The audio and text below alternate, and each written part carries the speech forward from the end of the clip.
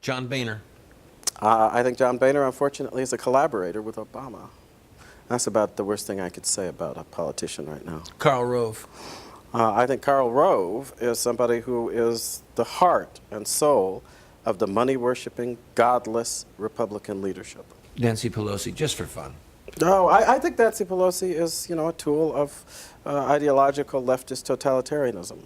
And the fact that she pretends that she is somehow still a Roman Catholic and a believer in God adds an insult to our intelligence, to the insult she is already paying to our liberty. Cliven Bundy.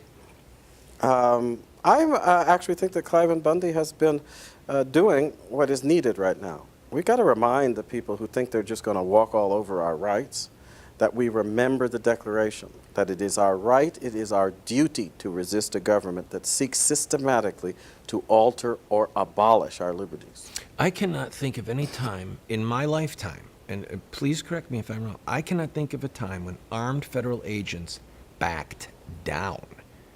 No, don't take that seriously. Well, no, even though we know that it's a pause, it was hitting the pause button. It's not only a pause. What you have to remember is... Tactical retreat. It wasn't even a tactical retreat. Well, in some Play ways chess. There are moves you make in chess because you want to see what the other guy is doing so that you'll see how his thinking is going. Right. I think that Eric Holder said what is the truth about the Obama administration's view of the American people. We are a nation of cowards. A nation of cowards can be trusted to give in to intimidation. But you got to test that theory. And so they move against Clive Bundy to test the theory that having armed your domestic forces to the teeth, you can take a single family and intimidate them, and other people will be aghast and complain, but you'll get away with it.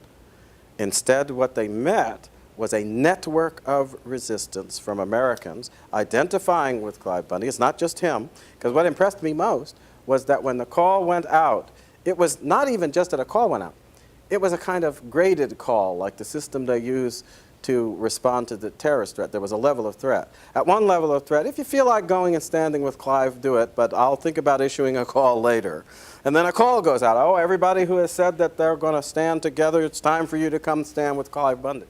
So people were doing the Minuteman thing, the true understanding of militia, in the same way that people did it at the time of the founding.